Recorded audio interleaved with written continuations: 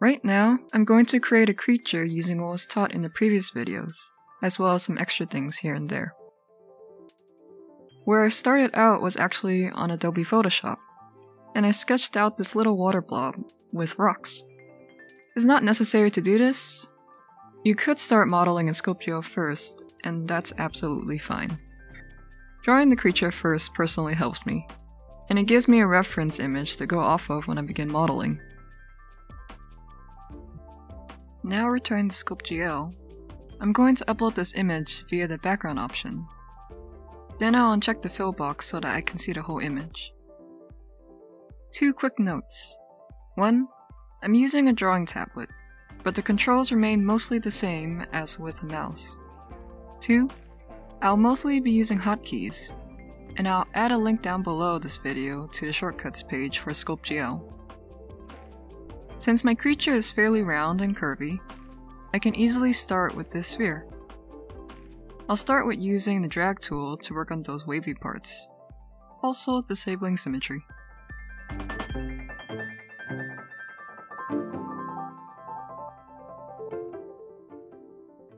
I'm actually going to simplify those wavy parts into different parts made up of spheres.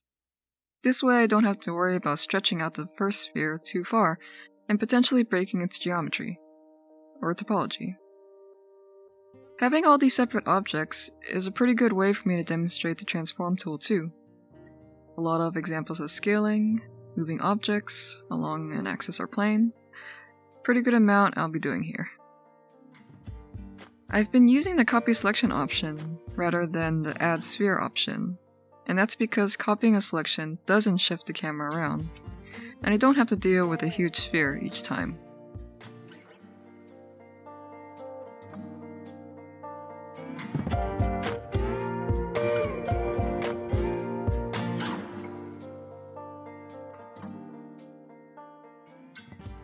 The model is starting to sink below the floor, or the grid, so I'm going to lift up the whole model. The way to select multiple objects is to hold down Shift while clicking on each item, similar to how to select multiple objects in other applications. I'm having a little difficulty selecting them, however. Some controls do get a little odd when trying to use a drawing tablet in SculptGL. I'm going to have to compensate for this by using my mouse again. No big deal. Alright, and using the transform tool, we can lift the whole thing up.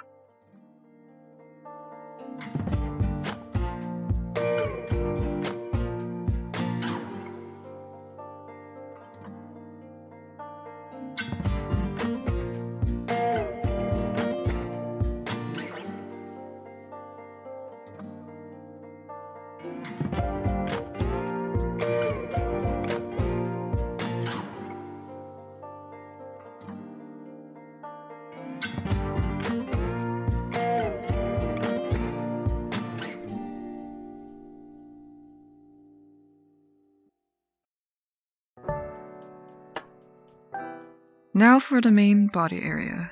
Here come the arms.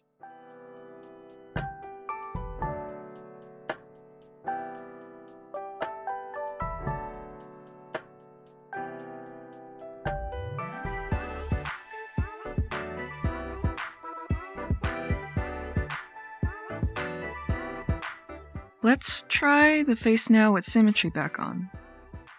But actually, never mind. I'll draw on it without symmetry on instead. Quick reminder that I'm holding down Alt to reverse the brush tool's function so that I scoop into the model.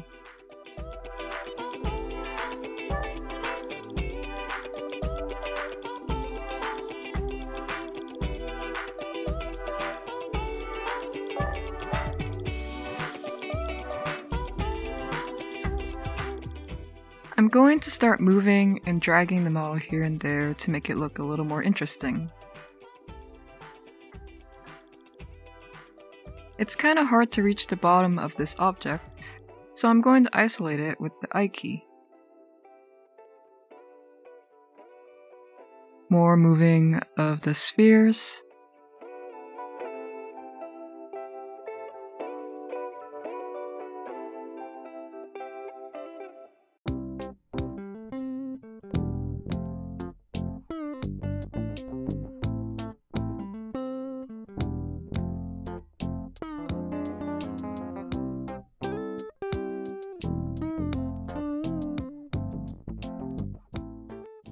touch-ups. And now looking at the face. I feel like it's tilted up a tad much, so I'm going to use the transform tool to rotate its face downward a little.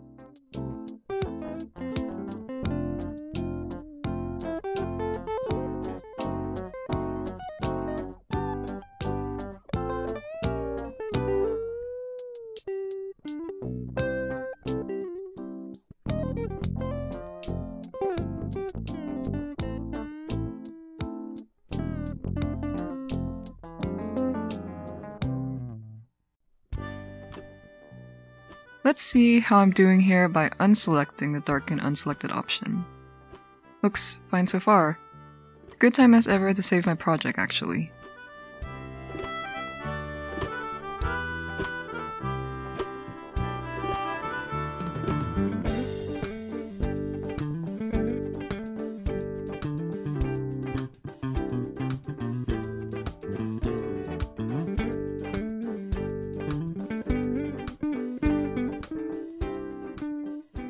At this point, I'm going to do little fixes before I move on to the rocks.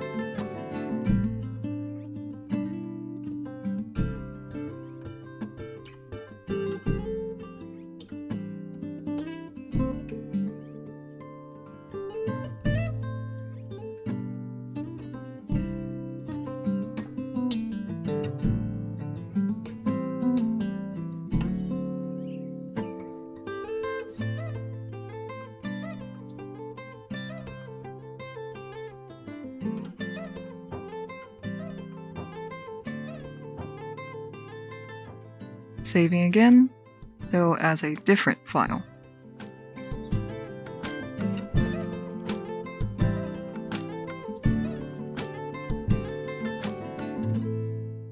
Okay, on to modeling a rock. Starting with a cube. The Flatten tool will do nicely for this. I do have to be careful about using it too much though. Just little presses against the cube will be enough.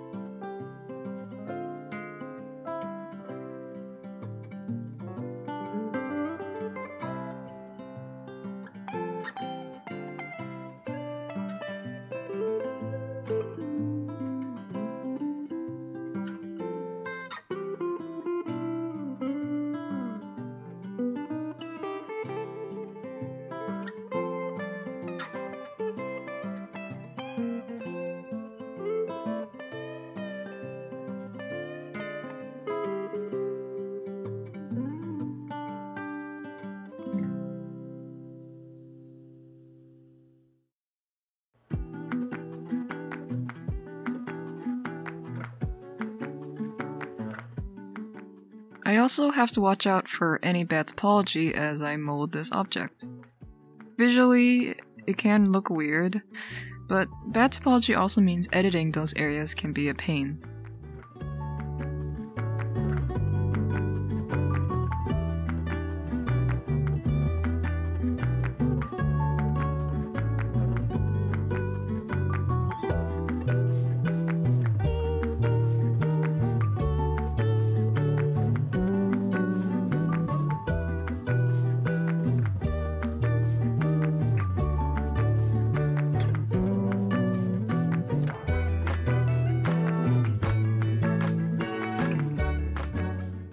Here's a good example of bad topology. These lines here are all crossing into each other, and that's very bad.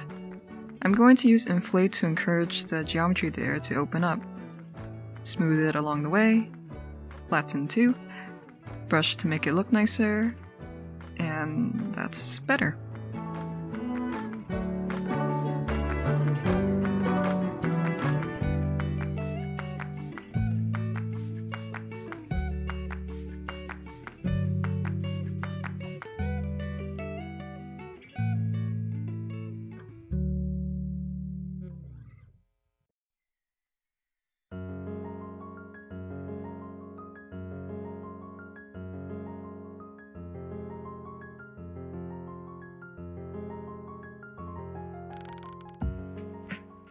I'm going to use the masking tool to make a more precise cut on this rock.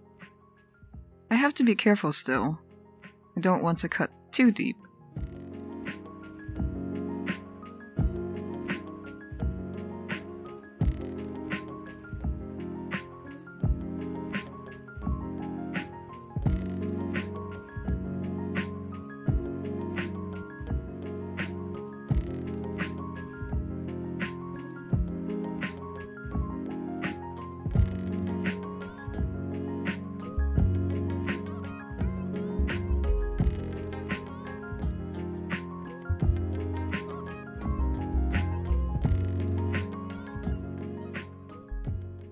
I'm masking another area, but this time I'm cleaning up my selection.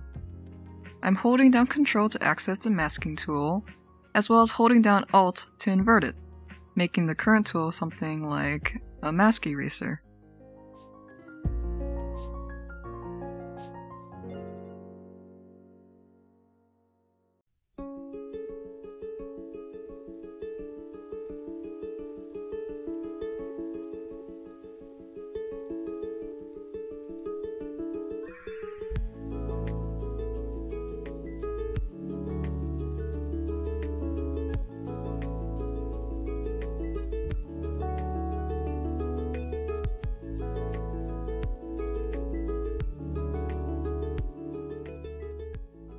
I'm using a variety of tools for this rock, like flatten, pinch, smooth, brush. Seems like a lot for a rock, and it can be. Making a rock really can't be achieved by using the brush tool by itself. I have some familiarity with SculptGL in 3D modeling software, so I am more comfortable quickly reaching for different tools in these programs while I work. Beginners might get caught up in trying to use a large amount of tools, so it's best to start with the basics. What I'm really trying to say is don't worry about following everything I do in this video.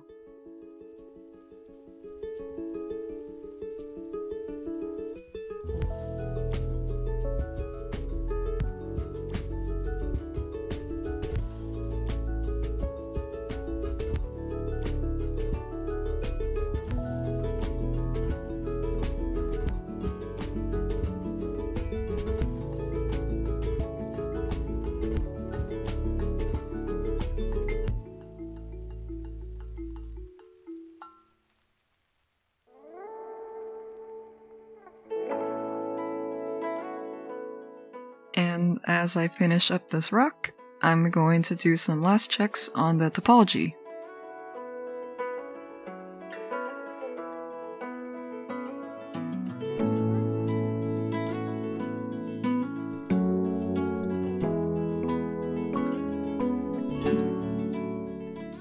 I can see a little section that looks squeezed, so I'll just smooth that out a little.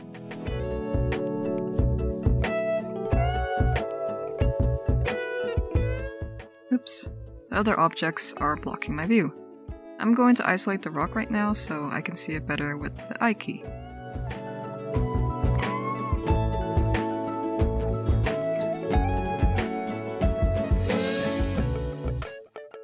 I think the topology seems fine.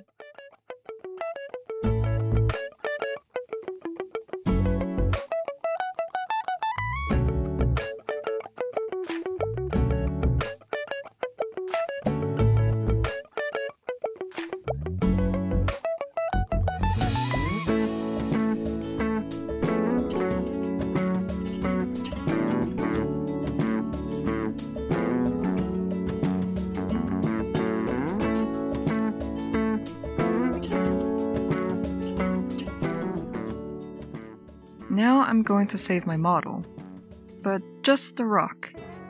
I'll turn the export all option off so that can happen. And I'll name it something simple like Rock 1. Oh yeah, I worked on another rock beforehand as a warm-up. Guess I'll name this Rock 2. I saved my rocks as separate files so that I can add them in individually, like working with building blocks. Here's Rock 1, inside the creature.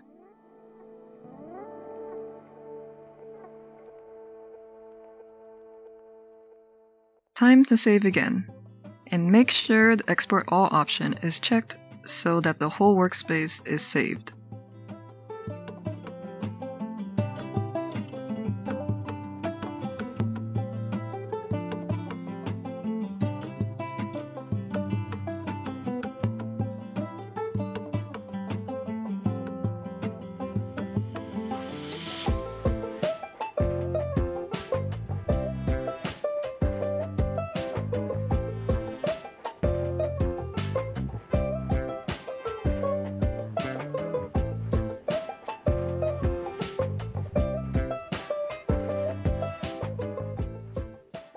I made a little edit to Rock 2, so I'm going to save that as well.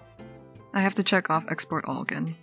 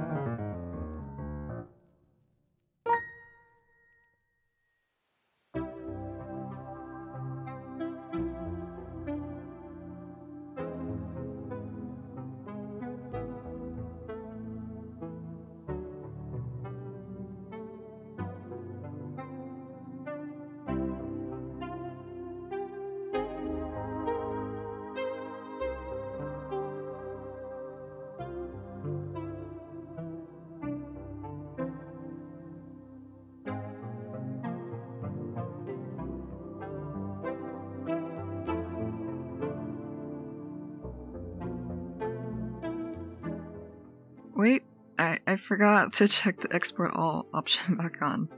That means all my future saves were just of the currently selected object, like that sphere right now. Please remember what you set your save settings as. Otherwise, you may lose progress on your model by only saving one part of it, like I just did.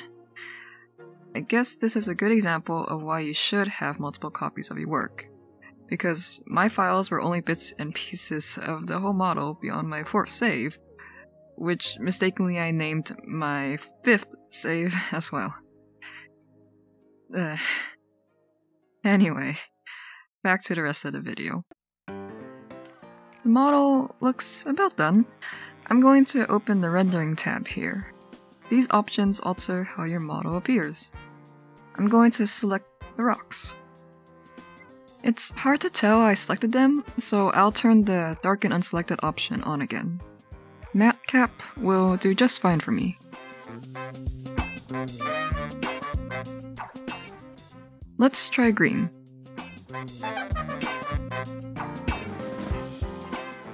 Now selecting the creature itself. Turn this back off so that the rocks aren't so dark.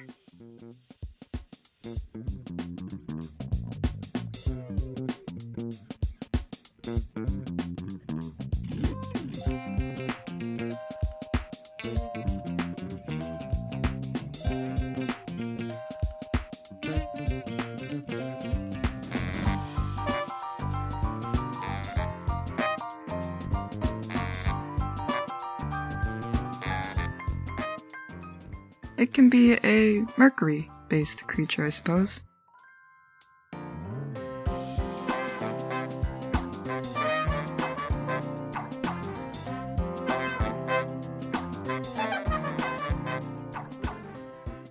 It's as good time as ever to save our project.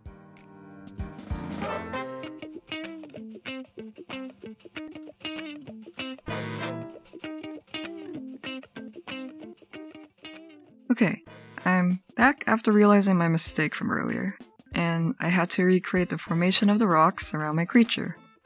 So, after saving our final project as an SGL file, we can also save it as an OBJ file that is ready for submission.